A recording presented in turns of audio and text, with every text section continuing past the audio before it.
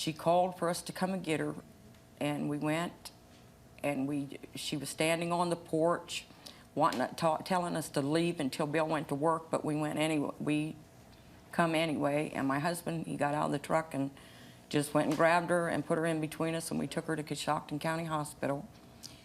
And there she had bites on her stomach, bites on her arm, several on her head. Several of them was on her head, lumps and bites.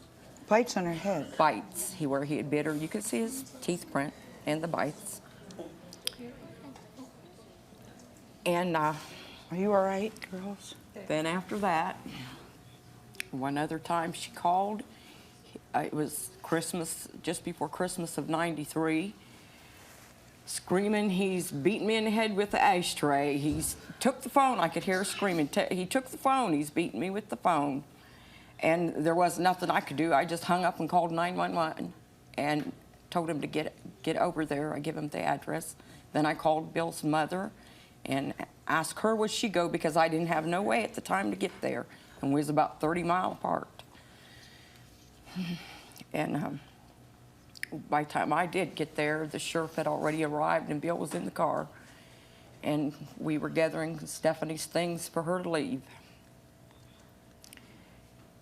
And he went to jail that time for a few days.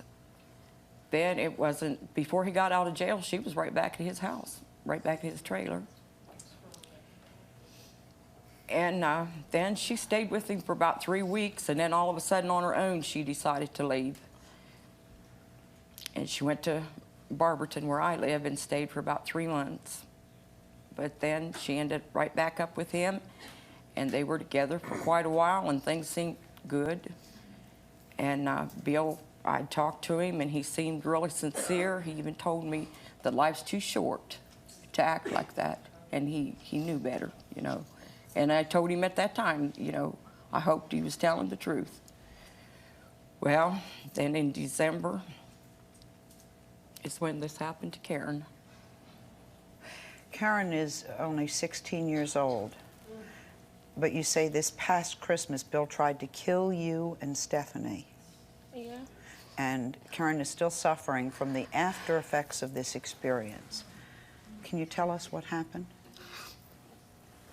Well, Stephanie and Bill came up for Christmas, and she was pregnant, so I thought I'd go home with her to help her. Just hold it, wait. Take a deep breath, hon. Karen is a real nervous person anyway. If she can't do it, it's She okay. can't think of, she's too nervous to think. If it's all right, if ahead, she can't do Okay. it, what happened? Well,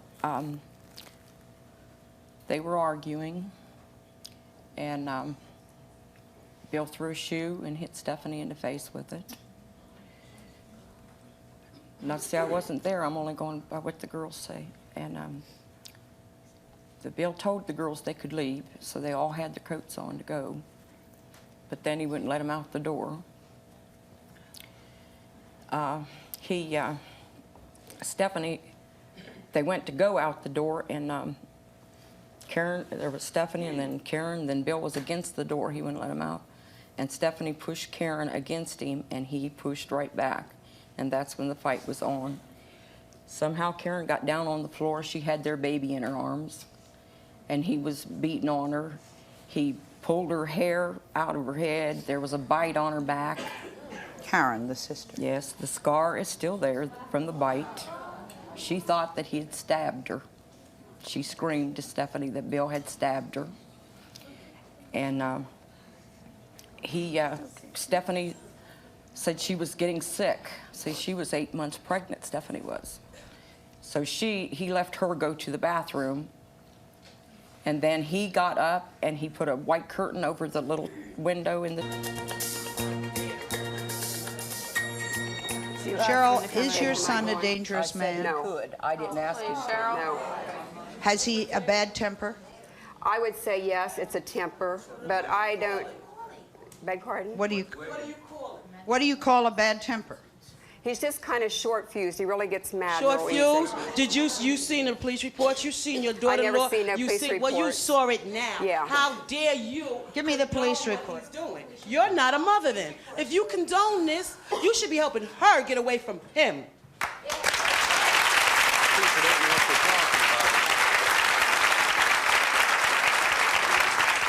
You have not seen this? No. What kind of a mother are you that you don't know that your son has a police report? All right.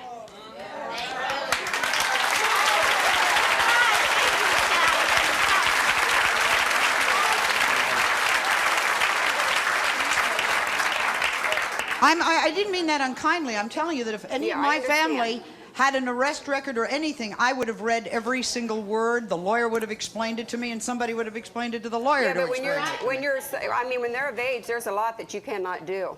I mean, just like them That's, getting married. we got it. If we got it, you could get it. Go ahead. No way. Yeah, you know, the thing that I Anytime wanted to say, Steffi Sally, calls, the thing I'll be there. that bothers me, it really isn't about, I don't see it being about Bill, because Stephanie would just find another Bill. Stephanie would find another person to beat her. The part that's really upsetting to me is that for some reason she needs to be beat. And that's very don't need to sad. be beat. And she's setting a pattern for her children, and that's the part that's more upsetting than anything. What You know, it's- happens to the children, though? What exactly what happens to the children? But if it was, as I see it, if it wasn't for Bill, she'd just manifest another Bill. Can I tell them why, please, Sally? Can I finish my talking, please? Sorry? Can I finish what I was having to Surely, say? sure. Okay, like I say, I didn't realize they were seeing each other at the time. The sheriff come to our house. They've called several times. These people, that's all they do is call the law. That is all, and that's why Bill, And Bill, we had he got plenty mixed of up with this reasons. clan. Gives us Yeah, the reason. but Bill had never been he got mixed up with this clan. And I mean, they'd get in an argument, whatever, they'd call the cops. You don't even know us. I'm just saying what I know, okay? I ain't worked in a year. That's right. But I've worked from the time I was 16 up until a year ago, and yes, I did have a You didn't substance have kids to and an support alcohol. then. You got kids now. Yeah, and I'll get a job. Then what do you What are you wearing? All right. Mr. Gale, last week John called our show. He said he was desperate for help. He told us he feared something horrible was going to happen to his sister, whom he says he loves more than anything else. Hear that, Gale. It's very important for you to know that this is not to embarrass you or anything. This is an extreme measure, but it's not meant on our part to use you or embarrass you, or on John's part. John, tell me why you feel this way, first of all. Well, the reason I feel this way is because he's abusive. He hits my sister, and she's very, very sensitive. And he tells her that she's stupid, and he has her isolated from the family ever since she's been with him. She doesn't come home for Christmas, doesn't come home for Thanksgiving. There's really some hard feelings, you know. Now, And I really, what happened this past February? well, I rode down from where Gail lives, and we went to my mom's house for her birthday.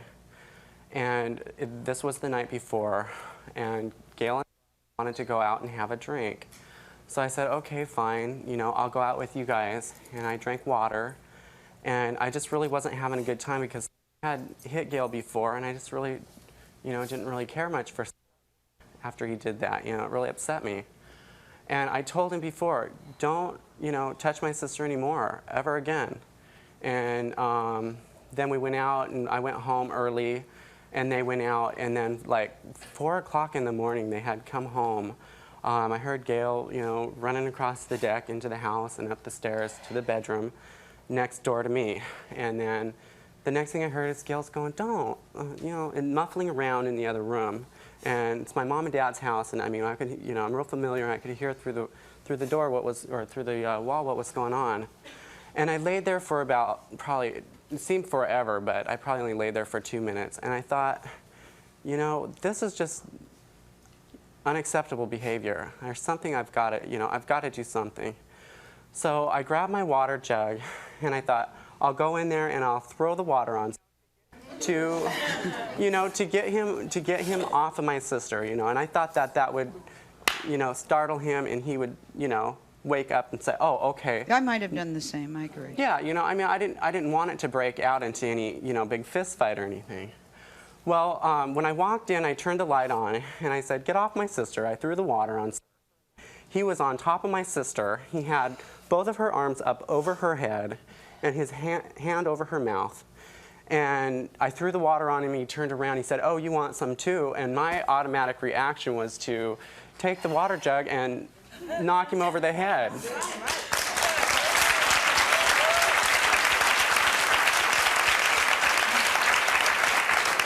Well, to make a long story short, blood went everywhere. He grabbed me by my neck, he picked me up, he put me in between the two beds that were in the room.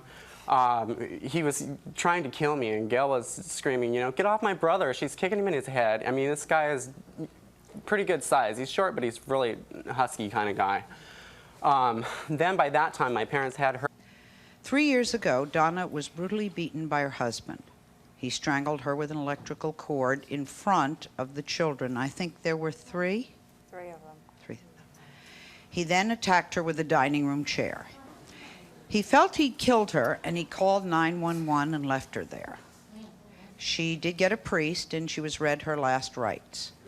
Amazingly, she survived. Now she says she wishes she would have listened to her family when they begged her to leave the man before it was too late.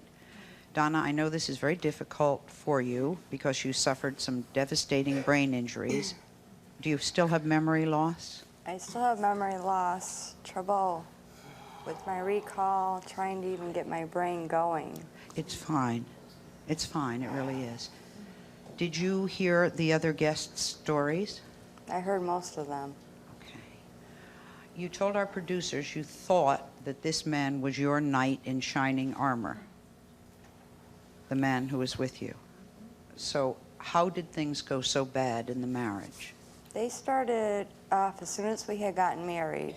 It started first with the psychological abuse. And he got me to the point where I thought I needed him. I was no good, I was nothing, I could never get a job. I needed him for everything. And then after the psychological abuse, he would shower me with gifts, thinking he was still that great shiny knight. And then after we had children and things got tougher, he couldn't handle the stress, and his first relief from stress was his fist. And I still kept thinking maybe it was my fault. I did something wrong. I wasn't working hard enough. I did something wrong. So I stayed in the marriage because I still loved him and we had children. And I had to make this marriage work. I married for better or for worse. Never realized that the worst was my life. In January 1992, her estranged husband entered her house, beat her with a wooden chair which broke into pieces. He rammed the broken pieces into her head. He strangled her with an electrical cord. 2 children watched. He left Donna in a coma. Donna was given last rites January 10th, 1992. When she awoke, she was left with severe brain injury, unable to walk or talk. All the bones in the right side of her face were broken, her memory was lost, and she was unable to remember that she had a family and that she had children. What happened to your ex-husband after this attack, and where is he now? He's in prison. He is.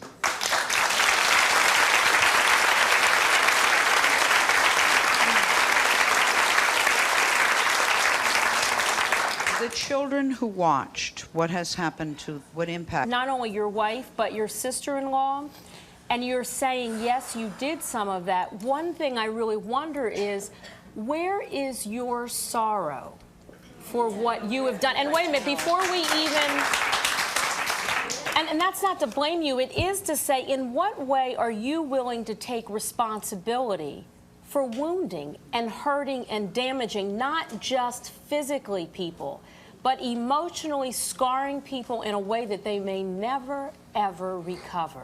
We keep thinking that we'll be able to negotiate our way out of these storms.